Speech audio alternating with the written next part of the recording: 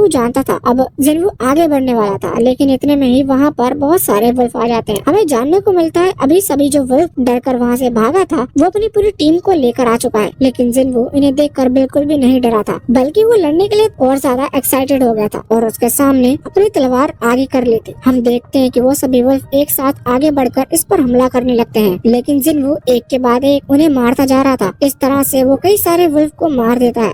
एक वुल्फ उसके पीछे से हमला कर रहा था, जिन्वू ने उसे भी पकड़कर खत्म कर दिया था। अब सभी वुल्फ जो कि बचे हुए थे वो जिन्वू को घेर लेते हैं। जिन्वू को यहाँ पर अपनी पास्ट की कुछ मेमोरीज दिखाई देती हैं, जिसके बाद वो स्माइल करता है। उसे अब मजा आ रहा था क्योंकि इन वुल्फ को खत्म करने में उसका लेवल बढ़ते जा रहा और वो ये भी चाहता था। इस वजह से अब जैसे ही सारे वुल्फ एक साथ हमला करते हैं तो वो एक साथ उन सभी को घुमाते हुए हमला करता है। इस वजह से एंड में सारे वुल्फ मारे जाते हैं और उससे वुल्फ असासिन का टैग मिल जाता है। वैसे जिन्वू बहुत ही ज्यादा थक चुका था, वो खुश था कि अब ये लड़ाई खत्म हो चुकी है। यहाँ पर सबसे पहले वो अपनी इन्वेंट्री को चेक करता है, जिसके अंदर अब बहुत सारे आइटम्स ऐड हो चुके थे। साथ ही साथ इन सभी विल्स को हराने की वजह से उसे एक टेलीपोर्टेशन स्टोन भी मिल चुका था। जिन्वू इसका यूज कर वहाँ से उस डंजन से बाहर आ जाता है, पर जिन्वू सोचता है कि क्या उसे ये मौका फिर से मिलेगा, मतलब क्या वो इस डंजन में फिर से आ पाएगा। ऐसा तो नहीं कि ये कुछ टाइम लिमिट के लिए ही यहाँ पर अपीयर हुआ है। और जिन्वू ये भी सोच रहा था कि उसके पास एक बहुत आसान मौका है और ज्यादा लेवल अप करने का। इस वजह से वो अगर वो यहाँ से वापस चला जाता है तो वो बहुत ही बड़ी बेवकूफी होगी। वैसे उसकी तलवार धीरे धीरे अब ब्रेक होने लगी थी, लेकिन जिन्वू फैसला करता है कि अब उसे इस डंजन में आगे बढ़ना ही होगा। यहाँ से सीन चेंज होता है। इसके बाद जुई को दिखाया जाता है जो कि अभी जा रही थी, तभी उसे कॉल आता है। ये कॉल हंटर एसोसिएशन से था। जुई पहले तो माफी मांगती है क्योंकि उसने पहले डायरेक्ट मना कर दिया था कि अब वो किसी डंजन में नहीं जाएगी। जहाँ पर जो कॉल पर व्यक्ति था वो कहता है कि एक डंजन ओपन हुआ है सिटी के अंदर, उससे मॉन्स्टर बाहर निकल रहे हैं। उसे वहाँ पर जाकर बाकी हंटर्स की मदद करनी होगी क्योंकि बाकी हंटर्स को भी अभी हीलर्स की कमी हो रही है। जुई इस पर हाँ कर देती है। यहाँ से सीन चेंज होकर वापस जिन्वू पर आता है। हम देखते हैं कि वो उस डंजन में आगे बढ़ते हुए जा रहा था। इस दौरान उसकी कई सारी नई तरह के बीच से मुलाकात होती है जिन्हें वो हरा कर आगे बढ़ता है। अभी उसे हर बार अपनी स्क्रीन पर अलग अलग बीस्ट के कलर्स दिख रहे थे, मतलब जैसे ही रेड कलर आया तो उसे पता चल रहा था कि बीस्ट का लेवल क्या है, क्योंकि कलर हर बीस्ट के साथ चेंज होता जा रहा था। आखिर में जब वहाँ डंजन का बॉस की बारी आती है तो उसके टाइम पे व्हाइट कलर आ जाता है। ये देखकर जिन्वू थोड़ा सा शॉक था। वो समझ गया था कि ये जो भी बीस्ट है ये सच में बहुत ज्यादा पावरफुल होने वाला है, लेकिन जिन्वू डरता नहीं है। वो आगे बढ़ना डिसाइड करता है। अभी उसे सीढ़ियों से नीचे की तरफ जाना था। नीचे पूरे में अंधेरा था, इस वजह से उसे थोड़ा सा डर लग रहा था, पर फिर वो आगे बढ़ना स्टार्ट करता है। वैसे जाते हुए वो अभी अपने सिस्टम स्टेटस की तरफ चेक कर रहा था तो उसे जानने को मिलता है कि अभी उसने बहुत देर से एक भी लेवल अप नहीं किया है, जबकि शुरुआत में वो बहुत ही कम वुल्फ के साथ फाइट करके लेवल अप कर चुका है। पर अभी उसे बहुत ही ज्यादा टाइम हो गया है। उसने बहुत सारे बीस्ट को हरा दिया, लेकिन उसका लेवल अप एक बार ही अपग्रेड हुआ है। अब जिन्वू वहाँ नीचे पहुँचता है तो वो देखता है कि यहाँ की जगह ऊपर वाली जगह से बिल्कुल अलग है। यहाँ आने के बाद जिन्वू अब आगे बढ़ रहा था, तभी उसे कोई साउंड सुनाई देती है। ये साउंड असल में यहाँ के डंजन बॉस का है। तभी उसकी तरफ से कोई हमला कर देता है, जिस वजह से जिन्वू वहाँ से दूर फेंक कर दीवार से टकराता है और इस दौरान उसकी वो तलवार टूट जाती है। जिन्वू अपने से सामने देखता है कि एक बहुत बड़ा व्हाइट स्नेक था। असल में ये वही डंजन बॉस है। अभी व्हाइट स्नेक जिन्वू की तरफ हमला करने के लिए आगे बढ़ रहा था। जिन्वू इसे रोकने के लिए अपनी तलवार का इस्तेमाल करता है, मगर उस तलवार से उसे कोई भी डैमेज नहीं पहुंचता। जिन्वू सोच रहा था कि अगर उसे इस व्हाइट स्नेक को हराना है तो इसके लिए पहले उसे इस व्हाइट स्नेक को कमजोर करना होगा। पर जिन्वू से ये भी जानता था कि उसके पास अब जो तलवार बची हुई है वो इतनी ताकतवर नहीं है कि वो इस स्नेक को चोट पहुंचा सके, क्योंकि वो बीच में से टूट चुकी है। अभी भले ही वो उस तलवार की मदद से उस स्नेक के अटैक को रिफ्लेक्ट कर पा रहा, पर फिर भी उसकी बॉडी पर उस तलवार के चोट पहुंचाना नामुमकिन था, क्योंकि उस स्नेक की बॉडी बहुत ही ज्यादा हार्ड है। अब अचानक से वो स्नेक जिन्वू पर हमला करता है। जिन्वू उसे रिफ्लेक्ट कर लेता है, लेकिन इतने में ही उस स्नेक की पूंछ से जिन्वू वहाँ से दूर फेंक गया था। जिन्वू जाकर सीधा पानी में गिरता है और वो नीचे की तरफ डूबने लगता है, पर जिन्वू किसी तरह से तैरकर ऊपर आ रहा था। इस दौरान वो स्नेक पानी में आकर पर जिन्वू जल्दी से ऊपर आ जाता है। तभी उसकी तरफ से ट्रेन उड़ते हुए आ रही थी, पर जिन्वू ने उसे भी डोज कर लिया था। पहले जब उसने बाकी बीस्ट को हराया था तो उसे लगा था कि वो यहाँ पर बहुत ही ताकतवर है और ये डंजन बहुत कमजोर है, पर अब डंजन बॉस से लड़ने के बाद उसे पता चल रहा था कि ऐसा नहीं है, वो सच में अभी कमजोर है, लेकिन वो इस तरह से कमजोर होकर नहीं रह सकता। इस वजह से अभी वो हार कर टेलीपोर्टेशन स्टोन इस्तेमाल नहीं कर सकता। उसे याद आ रहा था कि सभी उसे अभी तक सबसे कमजोर हंटर कहते हैं, लेकिन अब उसे इस चीज को गलत साबित करना होगा। वो फिर से हमला करने वाला था, लेकिन इतने में स्नेक उसे वहाँ से दूर फेंक देता है। इस दौरान जिन्वू अभी उसी इंसिडेंट को याद कर रहा था जब वो सीक्रेट डंजन में पहुंच चुका था और अपने दोस्त की मदद करने के लिए उसने अपनी लाइफ को सैक्रिफाइस करने का डिसाइड किया था। उसके दोस्त भी वहाँ पर उसे धोखा देकर चले गए थे। जिन्वू को इस चीज से एक बात तो समझ में आ गई थी कि वो दूसरों का भला ही अच्छा कर ले, लेकिन दूसरे उसके लिए कुछ नहीं करने वाले। वो समझ जाता है कि सिर्फ ताकत ही उसके लिए बनी हुई है जिसे उसे पाना होगा। इसके बाद अब वो सीधा भागते हुए किसी तरह से उस स्नेक को पकड़ लेता है और उसके मुंह की तरफ आगे बढ़ने लगता है। पर इतने में स्नेक ने उसे फिर से नीचे गिरा दिया था। लेकिन अब जैसे जैसे जिन्वू को चोट लग रही थी ऐसा लग रहा था जैसे वो और ज्यादा ताकतवर होता जा रहा है। उसकी बॉडी से एक ब्लू कलर का ऑरा निकलने लगा था। जिन्वू फिर से आगे बढ़ता है और उस टूटी हुई तलवार को वहाँ उस स्नेक की बॉडी पर मारता है। अभी वो बॉडी को डैमेज तो नहीं पहुंचा पाया था पर वो अटक गई थी। इस वजह से जिन्वू किसी तरह से उस स्नेक के ऊपर आ गया था। स्नेक फिर से उसके ऊपर उछलते हुए अब उसे खाने वाला था पर जिन्वू अपनी तलवार को ऊपर की तरफ फेंक देता है जिससे स्नेक का ध्यान ऊपर जाता है। इतने में ही जिन्वू नीचे गिरते हुए उस स्नेक की गर्दन को पकड़ लेता है। स्नेक अभी जिन्वू को गिराने की कोशिश कर रहा था पर जिन्वू की ग्रिप बहुत ही ज्यादा टाइट थी। जिन्वू अपनी पूरी स्ट्रेंथ लगाकर उसकी गर्दन को दबाने लगता है। इस वजह से उस स्नेक की बॉडी पर जो प्रोटेक्टिंग हार्ड स्किन थी वो ब्रेक कर जाती है। इस वजह से स्नेक को बहुत ही ज्यादा दर्द हो रहा था। इस वजह से वो अपनी गर्दन को जोर जोर से हिलाने लगता है। जिन्वू की ग्रिप इतनी ज्यादा टाइट थी कि उसे चोट लगने के बाद भी वो स्नेक को छोड़ नहीं रहा था। जिन्वू और ज्यादा पावर से उसकी गर्दन को दबाता है जिसके बाद फाइनली वो स्नेक वहाँ पर मारा जाता है और इसके साथ जिन्वू का अब लेवल अप भी हो चुका था। जिन्वू बहुत ज्यादा खुश था और उसके चेहरे पर एक बहुत ही ज्यादा खतरनाक इविल टाइप की स्माइल थी। अब वो अपनी इन्वेंट्री को भी चेक करता है और उसे यहाँ पर कुछ चीजें मिलती हैं जैसे कि एक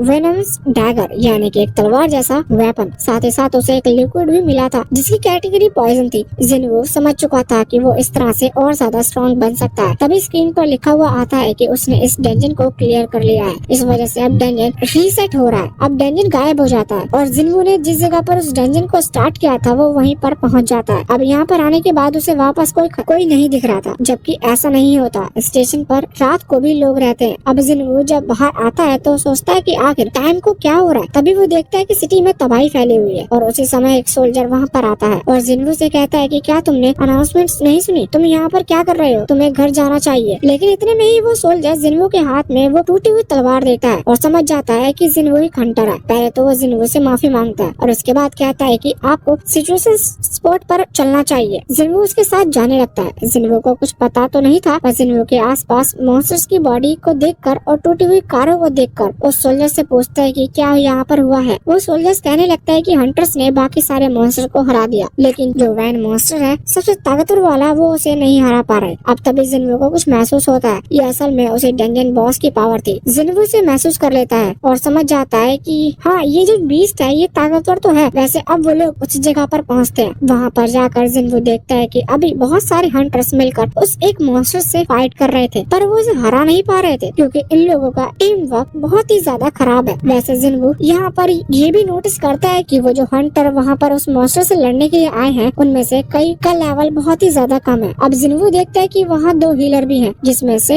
एक का लेवल डी है और एक का बी है। यहाँ पर और कोई नहीं बल्कि जूही है मगर वो किसी को हील नहीं कर पा रही थी क्योंकि वो पिछले वाले इंसिडेंट से अभी तक ठीक नहीं हुई है। वो यहाँ पर एक हीलिंग मैजिक सर्कल क्रिएट करने की कोशिश करती है पर वो सर्कल क्रिएट नहीं हो पाता। जिन्वू सारी सिचुएशन को देख रहा था और वो समझ चुका था कि ये जो डंजन बॉस है ये असल में डी रैंक का है। वैसे जिन्वू अभी जिस डंजन बॉस से लड़कर आया उसका लेवल जिन्वू को इससे ज्यादा लग रहा था क्योंकि जिन्वू के हिसाब से ये वाला मॉन्स्टर कमजोर है। जिन्वू तैयार था इन लोगों की मदद करने के लिए। वो अपनी उस टूटी हुई तलवार को लेकर वहाँ से पीछे आ जाता है। इस तरफ वो सभी हंटर जो कि उस बड़े मॉन्स्टर गोलम बीस्ट से फाइट कर रहे थे वो यहाँ पर कहने लगते हैं कि काश इस वक्त कोई हाई लेवल हंटर यहाँ पर आ जाए और उनकी मदद करे। इतने में ही हम देखते हैं कि जिन्वू वहाँ पीछे आते हुए अपनी उस टूटी हुई तलवार को पूरे फोर्स के साथ इस गोलम के डिफेंस पर मारता है जिस वजह से गोलम का डिफेंस टूट जाता है और अब बाकी हंटर कैपेबल थे कि वो इसे आराम से हरा सके। वो सभी इस अपॉर्चुनिटी का फायदा उठाते हैं और तुरंत उस गोलम पर हमला कर उसे खत्म कर देते हैं। बाद में सभी लोग शॉक थे क्योंकि वो पहले उस गोलम से लड़ तक नहीं पा रहे थे फिर आखिर उसे कैसे हरा दिया। तभी वहाँ पर एक सोल्जर पास में ही पड़ी हुई उस टूटी तलवार को देखता है। तलवार को देखते हुए जो सोल्जर जिन्वू को यहाँ पर लाया था वो बताता है कि ये उस लड़की की तलवार है जिसे वो अपने साथ लेकर यहाँ पर लाया था। अभी वो यहाँ इस तरफ जिन्वू की तरफ देखता है। उसे लगता है कि ये जो भी था वो हाई रैंक का हंटर होगा। यहाँ पर जिन्वू खुद को बहुत ही